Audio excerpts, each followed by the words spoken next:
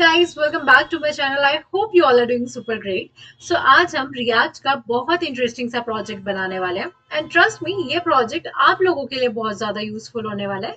And why I am saying this because इस project में हम इवेंट हैंडलिंग सीखेंगे, हम स्टेट मैनेजमेंट करना सीखेंगे, हम कंडीशनल रेंडरिंग सीखेंगे एंड साथ में ही हम देखेंगे हम किस तरीके से प्रॉप्स का यूज कर सकते हैं डिफरेंट कंपोनेंट्स में डेटा को ट्रांसफर करने के लिए. सो ये प्रोजेक्ट आप लोगों को बहुत सारी चीजें सिखाने वाला है. सो बेसिकली पहले हम देख लेते हैं कि हम बनाने क्या वाले हैं आज रिएक्ट में. तो जैसे कि आप मेरी स्क्रीन पर देख पा रहे हैं, हम बनाने वाले हैं आज एक क्विज ऐप. सो इस ऐप में रहेगा क्या, एक क्वेश्चन रहेगा, ठीक है, एंड उस क्वेश्चन के हम यूजर को 4 ऑप्शंस देंगे एंड यूजर को इन 4 ऑप्शंस में से किसी एक ऑप्शन को सिलेक्ट करना है. एंड जब तक यूजर किसी एक ऑप्शन को सिलेक्ट नहीं करता, हमारी जो नेक्स्ट क्वेश्चन की बटन है वो रहेगी डिसेबल. एंड जैसे ही जो यूजर है वो किसी एक ऑप्शन को सिलेक्ट करेगा, हमारी नेक्स्ट क्वेश्चन की बटन हो जाएगी enable and then user will be able to click this button. And similarly जैसे ही यूजर ने नेक्स्ट क्वेश्चन बटन को क्लिक किया, हमारे पास दूसरा क्वेश्चन अपियर होगा एंड सेम चीज है, यूजर को अगेन ऑप्शन सिलेक्ट करके नेक्स्ट क्वेश्चन पे क्लिक करना है. एंड यहाँ पर आप देखो स्क्रीन में बहुत इंपॉर्टेंट एक क्वेश्चन डिस्प्ले हो रहा है, that is to get more videos like this you need to. आप लोगों को यदि ऐसे ही और वीडियोस चाहिए तो आप लोगों के पास ऑप्शन है, या तो आप सब्सक्राइब करें इस चैनल को, या तो लाइक करें वीडियो, या तो कमेंट करें, या फिर obviously correct answer is all the above. तो आप लोगों को ऑल दी अबव ये सारी चीजें करनी है. जोक्स अपार्ट गाइज, मैं अपने डैशबोर्ड में देख पा रही हूँ कि आप लोग मेरे वीडियोस को अप्रिशिएट बहुत कर रहे हैं, वीडियोस देख भी रहे हैं, लेकिन आप लोग चैनल को सब्सक्राइब नहीं कर रहे. तो प्लीज ऐसे गद्दारी मत कीजिए एंड प्लीज चैनल को सब्सक्राइब कीजिए, जिससे मुझे भी मोटिवेशन मिले ऐसे और वीडियोस बनाने के लिए आप लोगों के लिए. सो एनीवेज, जैसे ही सारे क्वेश्चंस खत्म हो जाते हैं तो यूजर अपना स्कोर भी देख पाएगा कि कितने सही आंसर्स दिए हैं यूजर ने. हमारे पास अभी 3 क्वेश्चंस थे, हमने तीनों के सही आंसर दिए हैं, इसलिए जो मेरा स्कोर है वो है अभी 3. ठीक है. सो ये प्रोजेक्ट है तो बहुत interesting and I really want कि आप लोग मेरे साथ साथ कोड करें, जिससे कि जितने भी आपके डाउट्स हैं वो साथ में ही क्लियर होते जाए एंड आप लोगों को समझ आए कि किस तरीके से लॉजिक बिल्डिंग हो रही है. सो आई गेस अभी बिना टाइम वेस्ट किए हम सीधा स्टार्ट करते हैं. सो अभी हमें बनाना है रिएक्ट का प्रोजेक्ट. सो सबसे पहले हम क्या करेंगे, रिएक्ट को इंस्टॉल कर लेंगे एंड बेसिक सा प्रोजेक्ट बना लेते हैं. सो उसके लिए हम क्या करेंगे, एक नया फोल्डर क्रिएट करेंगे. ओके, एंड इसका नाम हम रख देते हैं क्विज ऐप. एंड इस फोल्डर को हम ओपन करते हैं एंड यहाँ पर हम ओपन करते हैं हमारा कमांड प्रॉम्प्ट. एंड अब इस फोल्डर के अंदर हम अपने रिएक्ट प्रोजेक्ट को क्रिएट करेंगे. So for that npx create react app, let's say quiz app. Okay, so यहाँ पर हमारा रिएक्ट प्रोजेक्ट हो गया इंस्टॉल एंड इसे हम ओपन कर लेते हैं अपने VS कोड में. So let me open this in our VS code. Okay, so ये प्रोजेक्ट हमने ओपन कर लिया अपने VS कोड में एंड नाउ हम क्या करेंगे, हम टर्मिनल ओपन करेंगे एंड इस प्रोजेक्ट को करेंगे. ओके, सो टर्मिनल में हम सबसे पहले तो आ जाते हैं अपने प्रोजेक्ट के अंदर. अभी हम अपने फोल्डर में, सो प्रोजेक्ट के अंदर आने के बाद हम टाइप करेंगे npm start. ठीक है. ओके, सो हमारे यहाँ पर सर्वर रन हो चुका है. जो हमारी बेसिक रिएक्ट एप्लीकेशन है वो कुछ इस तरीके से अभी दिख रही है. ठीक है. अब हम इस एप्लीकेशन को जिस तरीके से चाहे मॉडिफाई कर सकते हैं. सो फॉर दैट हम क्या करेंगे, हम अपनी क्विज ऐप में चलेंगे, एप्लीकेशन में. इनसाइड दैट src ओपन करेंगे एंड app.js में जो कुछ भी लिखा हुआ है उस सबको मैं क्या कर दूंगी, यहाँ से डिलीट कर दूंगी एंड आई विल सिंपली से टेस्टिंग कि हमारा ये वर्क कर रहा है या नहीं. इसको हम टेस्ट कर लेते हैं and now let's go back to the browser. तो अब आप देखो यहाँ पर हमें डिस्प्ले हो रहा है टेस्टिंग. ठीक है. इट मीन्स अब हम जो भी चाहें, जैसा चाहें यहाँ पर क्रिएट कर सकते हैं.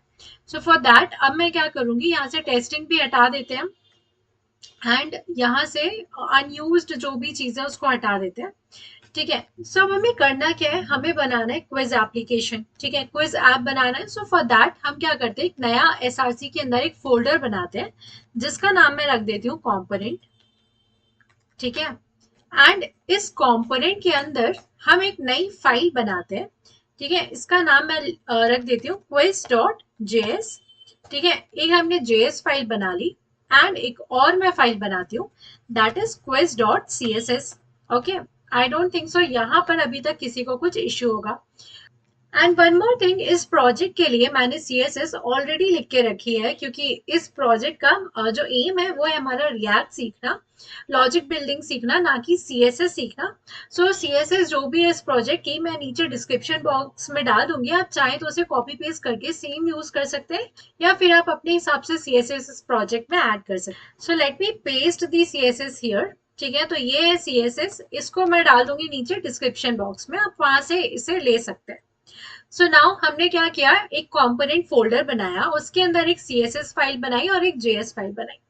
अब इस JS फाइल को हम क्या करते हैं, एक फंक्शन कंपोनेंट में रिएक्ट के कन्वर्ट कर लेते हैं। सो ये हो गया हमारा एक क्विज नाम का फंक्शन कंपोनेंट, एंड इस कंपोनेंट को अब मैं क्या करूंगी, कॉल कर लूंगी अपने app.js फाइल के अंदर, या फिर मैं बोलूँ app.js कंपोनेंट के अंदर, एंड इसे मैं सेव करूंगी। And now let's go back, तो आप देखो यहाँ पर मुझे क्विज डिस्प्ले हो रहा है। ठीक है, यानी कि अब हम जो भी कोड quiz.js फाइल के अंदर लिखेंगे वो हमारा ब्राउजर में डिस्प्ले होगा। ओके, सो अब यहाँ तक बहुत बेसिक चीजें थी, हमने सिर्फ सेटअप किया है अपनी एप्लीकेशन का। एंड नाउ हमारा इंपॉर्टेंट पार्ट स्टार्ट होता है, दैट इज लॉजिक बिल्डिंग। सो सबसे पहला क्वेश्चन आता है कि हमें अभी बनाना क्या है, हमें बनाना है एक क्विज एप्लीकेशन। तो क्विज एप्लीकेशन बनाने के लिए हमें कोडिंग कहाँ से स्टार्ट करनी पड़ेगी, वो जानने के लिए सबसे पहली चीज है, हमें हमारी जो रिक्वायरमेंट है वो क्लियर होनी चाहिए।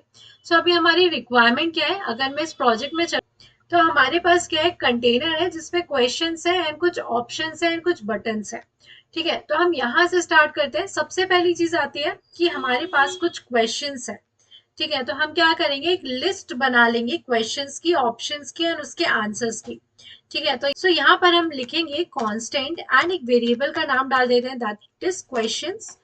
एंड ये क्या होगा, ये एक एरे होगा जिसमें हमारे सारे क्वेश्चंस होंगे। ठीक है, एरे ऑफ ऑब्जेक्ट। इस ऑब्जेक्ट में हमारे पास एक क्वेश्चन होगा। ठीक है, एंड इस क्वेश्चन में हम बोल देते हैं, question will be like what is react. ठीक है, एंड नाउ हमारे पास क्या होंगे, ऑप्शंस होंगे। तो ऑप्शंस भी हमारे पास कितने, 4 ऑप्शंस है, तो हम उसको भी एक एरे में लिख देते हैं। So let's give some options like CSS framework.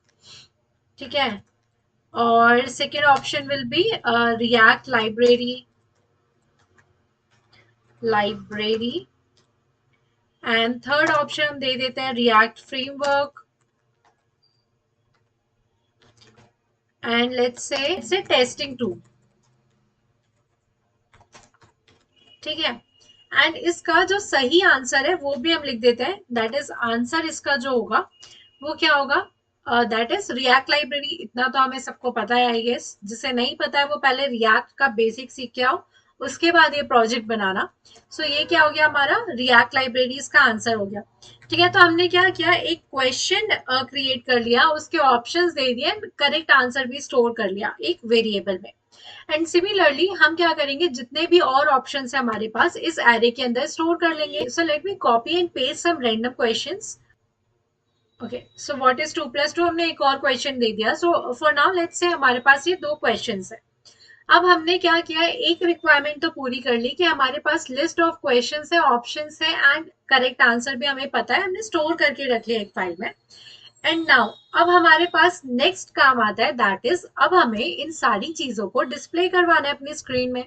सब उसको डिस्प्ले कराने के लिए हम कहाँ लिखेंगे अपना लॉजिक, JSX के अंदर, है ना। अभी क्वेश्चन एंड इसके ऑप्शंस को डिस्प्ले करने के लिए हम क्या कर सकते हैं, या तो सारे क्वेश्चंस ऐसे मैनुअली लिखें कि भाई ये डिव डाल दिया एंड इसके अंदर हमने क्वेश्चन डाल दिया व्हाट इज रिएक्ट। ठीक है, इसको सेव कर दिया, हम ब्राउजर में गए एंड हमारी एप्लीकेशन में गए, तो इस तरीके से हमने यहाँ पर मैन्युअली सेट किया। ठीक है, उसके बाद हमने फिर से चारों ऑप्शंस लिखे, उसके बाद हमने अगेन सेकंड क्वेश्चन के लिए कोड लिखा। ठीक है, तो ऑब्वियस सी बात है हम यूज कर रहे हैं रिएक्ट का, एंड रिएक्ट में हम क्या करते हैं, रिएक्ट का हम यूज क्यों करते हैं, जिससे कि हम कंपोनेंट को रीयूज कर सकें, राइट। जिससे हम कम से कम कोड में बहुत अच्छी से अच्छी वेबसाइट्स बना सके, बहुत अच्छी से अच्छी एप्स बना सके। तो डेफिनेटली हम ये वाली अप्रोच तो नहीं लिखने वाले, राइट। तो हम क्या करेंगे, हम क्या करेंगे इस केस में, एक नया कंपोनेंट बनाते हैं। इस कंपोनेंट फोल्डर के अंदर मैं एक नई फाइल बनाती हूँ, let's say question list dot JX. ठीक है, एंड इसको भी हम एक फंक्शन कंपोनेंट में कन्वर्ट कर लेते हैं। ठीक है, अब इस फाइल में हम अपने क्वेश्चंस को रेंडर करेंगे। तो अब बेसिकली हम करेंगे क्या, quiz.js फाइल में वापस आते हैं एंड यहाँ पर मैं एक और डिव लगाती हूँ as a container only. And यहाँ पर मैं अपने क्वेश्चन लिस्ट जो कंपोनेंट हमने अभी जस्ट बनाया उसको कॉल करेंगे। ठीक है, एंड इसको मैं सेव करती हूँ एंड ब्राउजर में चल के देखते हैं कि क्या डिस्प्ले हो रहा है।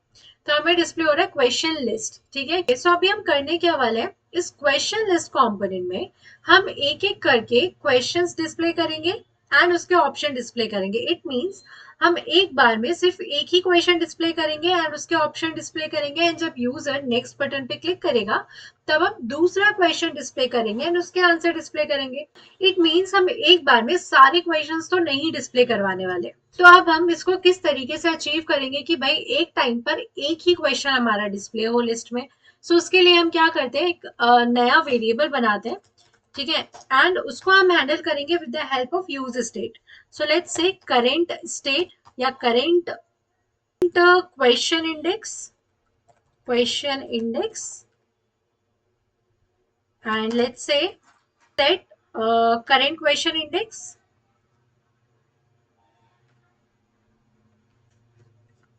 ठीक है, equals to use state and हम इसको अभी वैल्यू दे देते हैं 0। सो बेसिकली अभी हमने क्या किया, एक स्टेट बनाया है करेंट क्वेश्चन इंडेक्स एंड इसकी वैल्यू दे दी है 0 एंड इसको हम हैंडल कर रहे हैं with the help of use state. ठीक है, यूज स्टेट रिएक्ट में एक हुक होता है जो कि हमारे एप्लीकेशन में स्टेट्स को मैनेज करने के लिए हेल्प करता है।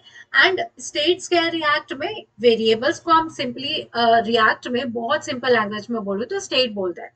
एंड इस वेरिएबल में हमने अभी वैल्यू असाइन की है 0 एंड इस वेरिएबल की ही वैल्यू हमें अगर अपडेट करनी होती है तो हम रिएक्ट में डायरेक्टली अपडेट नहीं कर पाते हैं किसी भी वेरिएबल की वैल्यू। तो इसलिए हम यूज करते हैं यूज स्टेट का। एंड यूज स्टेट हमें एक फंक्शन प्रोवाइड करता है। इस फंक्शन दैट इज यहाँ पर हमने इस फंक्शन का नाम लिखा हुआ है set current question index. And इस फंक्शन की हेल्प से हम क्या करेंगे, हमारा जो स्टेट है, हमारा जो वेरिएबल है उसकी वैल्यू को अपडेट करेंगे। ठीक है, एंड वन मोर थिंग, जब भी हम हुक का यूज करते हैं रिएक्ट में तो हम उसको इंपोर्ट करते हैं।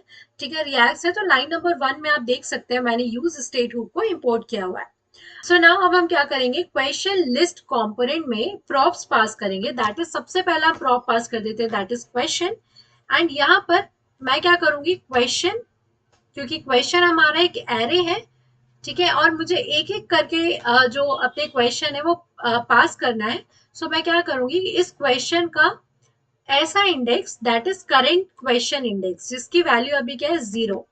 ठीक है, यहाँ पर मेरी वैल्यू क्या है, लाइन नंबर 17 में आप देखेंगे तो करेंट क्वेश्चन इंडेक्स की वैल्यू अभी 0 है। तो मैं बोलूंगी क्वेश्चन ऑफ इंडेक्स 0, यानी कि क्वेश्चन, यानी आप ये वाला एरे देखें, इस क्वेश्चन का इंडेक्स दैट इज 0 इंडेक्स, मतलब कि ये वाला ऑब्जेक्ट। ठीक है, फर्स्ट ऑब्जेक्ट। ठीक है, डॉट क्वेश्चंस, सॉरी क्वेश्चन। ठीक है, हमने ये पास कर दिया। साथ में ही मैं बोलूंगी कि हम ऑप्शंस भी पास कर देते हैं। सो ऑप्शंस को मैं किस तरीके से पास करूंगी, सेम है, questions dot questions of current question index dot options. मैंने ये पास कर दिए मेरे, एंड हमने यहाँ पर प्रॉप पास किया है तो क्वेश्चन लिस्ट में हमें इस प्रॉप को एक्सेप्ट भी करना पड़ेगा। सो सिंपली एक्सेप्ट दी प्रॉप। सो हमने यहाँ पर प्रॉप का नाम दिया क्वेश्चन, तो मैं इसको इसी नाम से यहाँ पर एक्सेप्ट कर लेती हूँ। सो लेट्स से क्वेश्चन एंड यहाँ पर ऑप्शंस। ठीक है, सो अगर मैं इसको अभी सिंपली डिस्प्ले करवाऊं, लेट्स से क्वेश्चन एंड यहाँ पर मैं ऑप्शंस भी डिस्प्ले करवा देती हूँ। एंड इसको हम सेव करके अगर ब्राउजर में देखें तो देखते हैं क्या डिस्प्ले हो रहा है। तो देखो यहाँ पर हमें क्या डिस्प्ले हो रहा है, व्हाट इज रिएक्ट, एंड इसके कुछ फ्रेमवर्क्स डिस्प्ले हो रहे हैं। एक ही लाइन में सारी चीजें डिस्प्ले हो जा रही है, दैट इज रॉन्ग। ठीक है, हमें डिस्प्ले कैसे करवाना है, हमें डिस्प्ले करवाना है कुछ इस फॉर्मेट में। सो हम क्या करते हैं, क्विज लिस्ट में इन दोनों मतलब क्वेश्चन और ऑप्शंस के लिए कुछ स्टाइलिंग प्रोवाइड कर देते हैं एंड इसको प्रॉपरली डिस्प्ले करवा देते हैं। तो यहाँ से मैं क्या करूंगी, इसको पहले तो रिमूव करती हूँ एंड इस डिव के अंदर मैं एक डालती हूँ h2 टैग एंड इसके अंदर मैं लिख देती हूँ अपना क्वेश्चन। ठीक है, जो भी मेरा क्वेश्चन है वो यहाँ पर डिस्प्ले हो जाए h2 टैग के अंदर। क्या हो रहा है ये, ओके। ओके, सो अभी हमने क्वेश्चन को डिस्प्ले करवाने के लिए तो कोड लिख लिया, लेकिन अब हमें क्या करना है, क्वेश्चंस के नीचे ऑप्शंस को भी डिस्प्ले करवाना है। अब ऑप्शंस को डिस्प्ले करवाना है तो उसके लिए हमें क्या करना पड़ेगा, एक लिस्ट का यूज करना पड़ेगा। So let's say UL tag का हम यूज करते हैं। एंड जो ऑप्शंस है हमारा वो भी क्या है, एक एरे है। अगर आप यहाँ पर देखेंगे quiz.js में जाके, तो ये जो ऑप्शंस है वो क्या है, एक एरे है। एंड एरे के अंदर हमारे पास काफी डिफरेंट ऑप्शंस है। ठीक, तो हमें ये भी पता है कि जब भी रिएक्ट में हमें किसी एरे को इटरेट करना होता है या रेंडर करवाना होता है, तो हम यूज करते हैं मैप फंक्शन का। सो यहाँ पर हम लिखेंगे ऑप्शंस डॉट मैप। ठीक है, एंड इसके अंदर आ जाएगा हमारा ऑप्शन।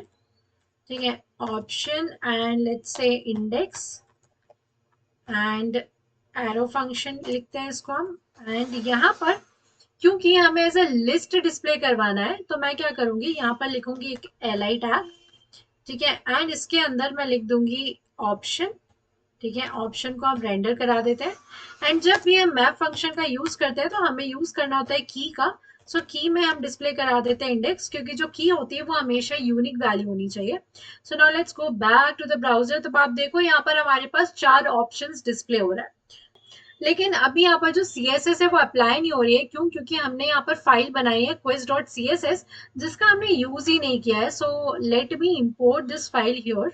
सो लेट्स से import quiz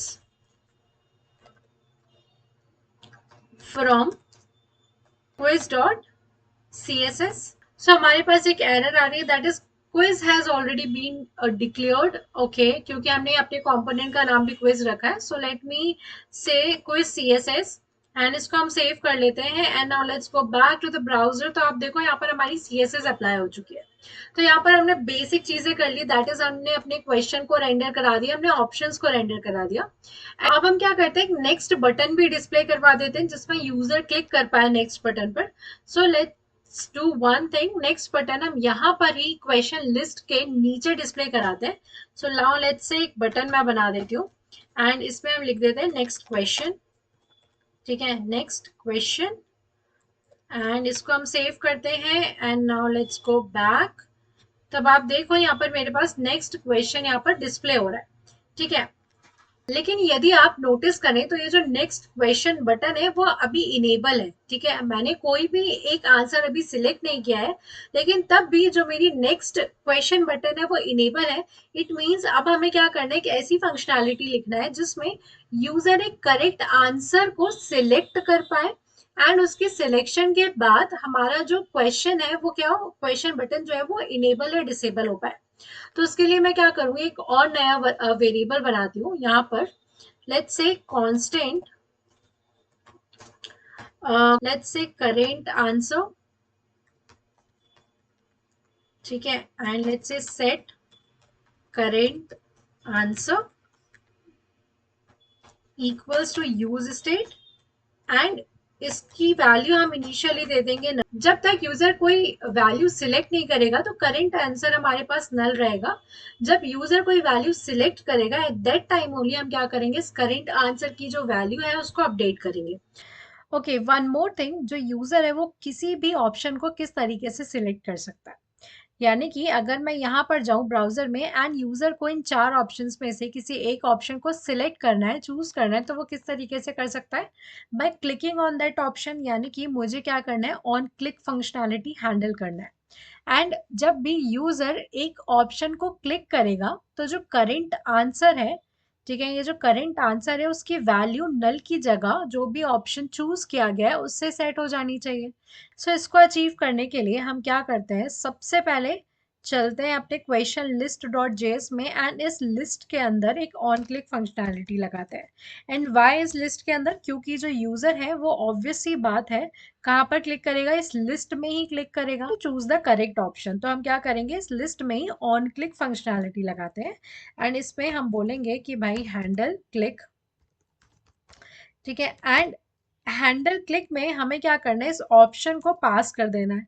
ठीक है, जो भी ऑप्शन क्लिक हुआ है उसको हम यहाँ पर पास कर देंगे। एंड इस फंक्शन में हमें करना क्या है, इस फंक्शन में हमें करंट आंसर की वैल्यू को अपडेट करना है।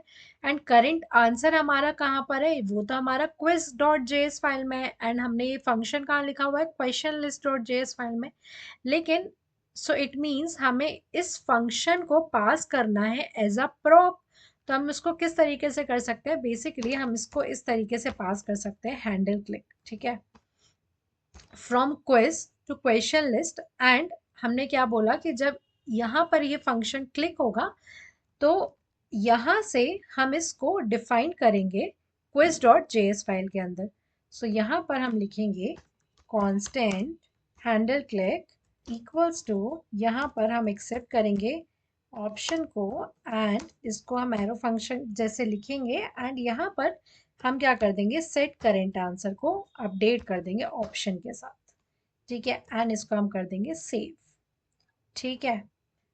एंड देखो हमारे पास यहाँ पर अभी अब एरर आ रहा है कि handle click is not defined, क्योंकि ऑब्वियस सी बात है, हमने एक हैंडल क्लिक फंक्शन लिखा, ठीक है, यहाँ पर हमने एक हैंडल क्लिक फंक्शन लिखा, इसको हमने पास किया। एंड पास किया है तो भाई यहाँ पर एक्सेप्ट भी करना पड़ेगा। सो यहाँ पर मैं उसको एक्सेप्ट कर लेती हूँ।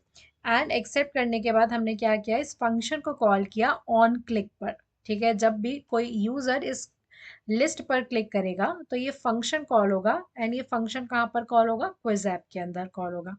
ओके, सो यदि अब आप ब्राउजर में देखें, कोई यूजर अगर किसी ऑप्शन को सिलेक्ट कर रहा है तो बेसिकली होना क्या चाहिए, अगर मैं इस वाली एप्लीकेशन पे जाऊं एंड यूजर ने यदि किसी ऑप्शन को सिलेक्ट किया है तो जो मेरा सिलेक्टेड ऑप्शन है वो क्या होना चाहिए, हाईलाइटेड शो होना चाहिए, ठीक है। अब इस फंक्शनैलिटी को हम किस तरीके से अचीव कर सकते हैं, ये जो हमारा करेंट आंसर है उसको मैं पास कर देती हूँ एज अ प्रॉप, ठीक है। And why I am passing this, ये आपको अभी समझ आएगा, ठीक है। इस करेंट आंसर के बेसिस पर ही हम अपनी जो सीएसएस है वो अप्लाई करेंगे, ठीक है। एंड यहाँ पर मैं इसको एक्सेप्ट कर लेती हूँ। सो लेट्स से करेंट आंसर हमने यहाँ पर एक्सेप्ट कर लिया।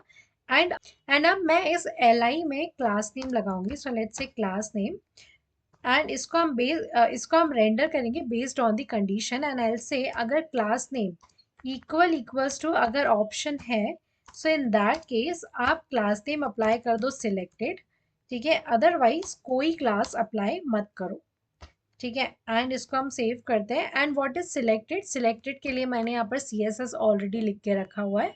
आप देखें यहाँ पर हम सिंपली बैकग्राउंड कलर चेंज कर रहे हैं, ठीक है। सो अगर अब मैं जाऊँ यहाँ पर एंड अगर अब मैं रिएक्ट लाइब्रेरी को सिलेक्ट करती हूँ, ठीक है, तो अब आप देखो जो सिलेक्टेड ऑप्शन है वो मेरा इस बैकग्राउंड कलर का शो हो रहा है। एंड ऑल्सो यदि अब मैं इस एप्लीकेशन को रिलोड करूं एंड अब आप यहाँ पर देखो, अगर मैंने यहाँ पर कोई ऑप्शन सिलेक्ट नहीं किया है फिर भी जो मेरी नेक्स्ट क्वेश्चन बटन है वो क्या है, इनेबल है। लेकिन होना क्या चाहिए, यदि यूजर किसी ऑप्शन को सिलेक्ट नहीं कर रहा है तब तक हमारी नेक्स्ट क्वेश्चन की बटन डिसेबल रहे। सो उसके लिए हम क्या करते हैं, यहाँ पर एक कंडीशन लगाते हैं बटन पर। सो यहाँ पर हम लिख लेते हैं डिसेबल अगर current answer is equals to null है तो, ठीक है, तो डिसेबल रहने दो। एंड ऑल्सो हम थोड़ा सा सी एस एस अप्लाई कर देते हैं। So for that let's say class name, if current answer is equals to null है, सो इन दैट केस आप सी एस एस अप्लाई कर दो, what was that, button disable, ठीक है, let's say button disable, otherwise button enabled, ठीक है। इसको हम सेव करते हैं। Now let's go back to the browser. तो अभी आप देखो जो मेरी बटन है वो डिसेबल हो गई है, ठीक है। एंड ऑल्सो मैं इसको थोड़ा सा कर्सर पॉइंटर दे देती हूँ जब हमारी बटन इनेबल हो तब, ठीक है। So let's say cursor is equals to pointer, यहाँ पर हम कर्सर दे देते हैं, cursor what is the cursor for not allowed। and now let's save and let's go back। तो अब आप देखो नेक्स्ट क्वेश्चन पर यूजर जो है वो क्लिक नहीं कर सकता, it is coming is not allowed, ठीक है। लेकिन यदि अब मैं किसी भी एक ऑप्शन को सिलेक्ट करती हूँ तो मेरी जो नेक्स्ट बटन है वो इनेबल हो गई है एंड मेरा जो कर्सर है वो भी चेंज हो गया है, मैं नेक्स्ट क्वेश्चन पर क्लिक कर सकती हूँ। लेकिन अभी यहाँ पर नेक्स्ट क्वेश्चन पर क्लिक करने पर भी हमारे पास कुछ नहीं हो रहा है, ठीक है। एंड रिक्वायरमेंट क्या है, बेस्ड ऑन द रिक्वायरमेंट जब यूजर नेक्स्ट क्वेश्चन पर क्लिक करे तो हमारे पास नेक्स्ट क्वेश्चन अपीयर होना चाहिए स्क्रीन में। सो अब उसको हम किस तरीके से हैंडल कर सकते हैं, तो उसके लिए चलते हैं हम VS कोड में एंड यहाँ पर जो बटन है उसमें हम एक ऑन क्लिक फंक्शनैलिटी लिखते हैं। सो लेट्स से ऑन क्लिक, जैसे ही यूजर नेक्स्ट क्वेश्चन बटन पर क्लिक करे, सो लेट्स से हैंडल नेक्स्ट क्वेश्चन, इस फंक्शन को हम कॉल कर लेंगे एंड इस फंक्शन को हम यहाँ पर कर देते हैं define. So let's say constant handle function equals to, इसे भी हम एक एरो फंक्शन में कन्वर्ट करते हैं एंड हम क्या करेंगे, नेक्स्ट क्वेश्चन पे जैसे ही यूजर क्लिक करेगा हम करवा देंगे सेट करेंट क्वेश्चन इंडेक्स को current question index +1। So basically अभी हमने किया क्या है, अभी तक हमारे ब्राउजर में कौन सा क्वेश्चन डिस्प्ले हो रहा था, क्वेश्चन इंडेक्स 0, ठीक है। एंड क्वेश्चन इंडेक्स 0 हमने सेट किया था 0 से, यानी कि अभी हमारा ये वाला क्वेश्चन डिस्प्ले हो रहा था। लेकिन हमें चाहिए जब यूजर नेक्स्ट क्वेश्चन पे क्लिक करे तो उसके बाद वाला क्वेश्चन डिस्प्ले हो। तो हमने क्या किया, ऑन हैंडल, तो हमने क्या किया, जब यूजर नेक्स्ट क्वेश्चन पे क्लिक करेगा तो हमने सेट करेंट क्वेश्चन इंडेक्स को करेंट इंडेक्स +1 कर दिया। करेंट इंडेक्स क्या था, 0 था, +1 कर दिया, इट मीन्स 1 हो गया इंडेक्स। एंड 1 इंडेक्स कौन सा क्वेश्चन डिस्प्ले करेगा, ये वाला डिस्प्ले करेगा, क्योंकि 0 अगर ये क्वेश्चन है तो 1th इंडेक्स पे क्वेश्चन हमारा यही होगा, ठीक है। सो हमने क्या किया, बेसिकली ये कर दिया। एंड ऑल्सो हम क्या करेंगे, सेट करेंट आंसर को भी क्या कर देंगे, नल, क्योंकि हमें उस क्वेश्चन के लिए इनिशियली जो आंसर है वो नल होगा। जब यूजर किसी ऑप्शन को सिलेक्ट करेगा तब हम वापस से इसमें आंसर सिलेक्ट कर देंगे automatically based on line number 21।